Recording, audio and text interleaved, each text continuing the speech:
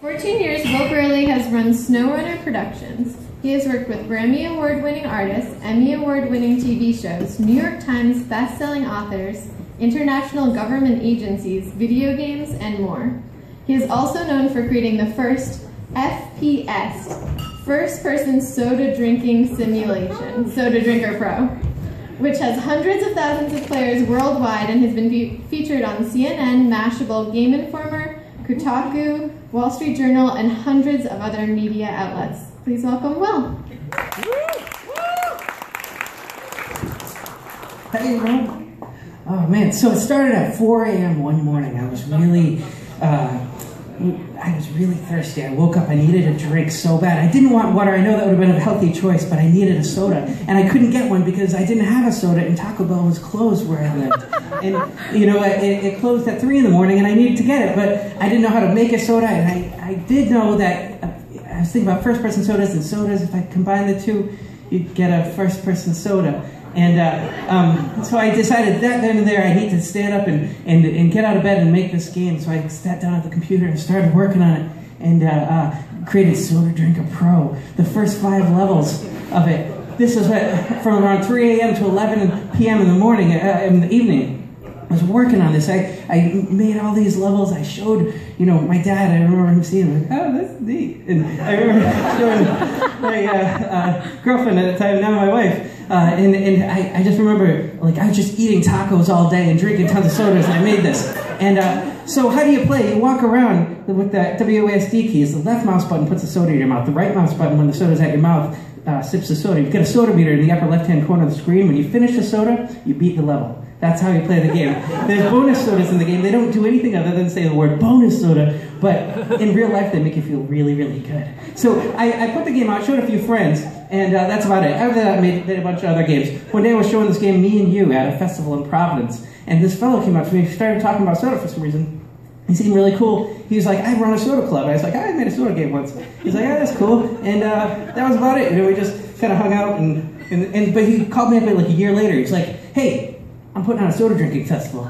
Can you bring your game? We're going to have soda music, soda movies, soda poetry, and we need a soda video game. So I went, sure. I almost didn't make it because it snowed. And we were taking the train down. We had to run to the soda drinking festival in the snow. But then the next day, it was crazy. Things get nuts. It was on like the front page of Mashable, Wall Street Journal, Kotaku. People in Germany were making bonus soda flavored cupcakes. This was like ridiculous.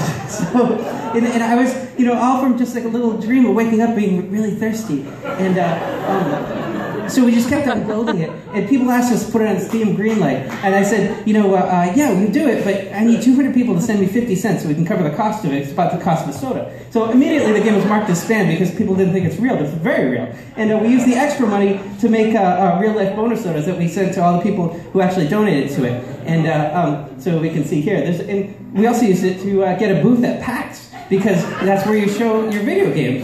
So this was the premiere to the world, basically, where we're in front of the entire video game industry, and we get to really show the benefits of simulating soda drinking and the most realistic soda drinking simulation in the entire world.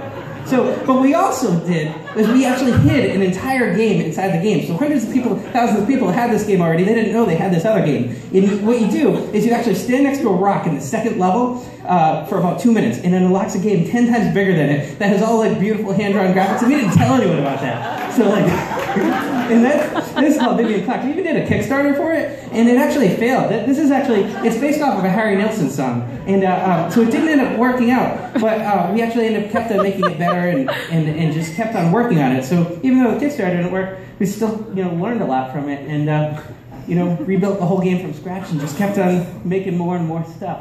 And leading up to this, we ended up releasing the full game for PC, Mac, and Linux with over 100 different simulations. So now you can drink a soda inside a human mouth, in a schoolroom, in the mall, at a waterslide park, in a back alley, wherever you want. And and it also has Oculus Rift support. And if you're not familiar with it, it's like the top, you know, virtual reality technology. And here you can experience drinking a soda with a cat in a virtual reality experience. Because in having made this game, I wore the headset for like 8 hours a day for a long time. And I can tell you, it's a very awesome experience to just sit in one of these rooms with a soda in your face while a cat looks at you as you drink it, and it changes your life. We also have an augmented reality version of a soda, where you can drink soda on the go in augmented reality as you walk around making your cats drink soda. And it's available for Android. It's pretty neat. But there's a few other things that I like about this. I want to kind of show you. That's my cat, Decaf. So this is some of the thing I love about this is the people who are interested in this are the people that I want to be around because I just love it. Like people have sent us fan art, and there's fiction about the game, and people have made other versions of the game, sculptures, things like that. And it's it blows my mind, the creativity that people have with this, because all you do is you walk around and drink a soda. And so that leads us up to PAX this year. So last year, people were just learning about the game. This year, people knew about it, and not everyone, but it was a lot more than before. And we had a big surprise that we couldn't tell anyone for a long time until this happened. It was really, really exciting. And these people actually dressed up like sodas, which is incredible. And then I always like to point out the guy in the back. This picture was on CNN and all this crazy stuff. And that guy's the ultimate photo bomber. He's so awesome. He just showed up. He's yep. So this guy rules. But these guys rule too. I mean, they dressed up like sodas. It's the coolest thing. And so the big surprise is it's actually coming out for Xbox One, which is insane. So we've had this thing for a long time. So from this one little 5-level thing, it's turned into an actual console game, which is and now you can drink a soda next to a wagon. And the full version of Vivian Clark is built into it. It's 1,000,000 times better and all this stuff. So what's this all about? Why would I hide this beautiful game inside of this thing? Why this is that you can drink a soda with an old man? Well, why do that? Why even make this stuff?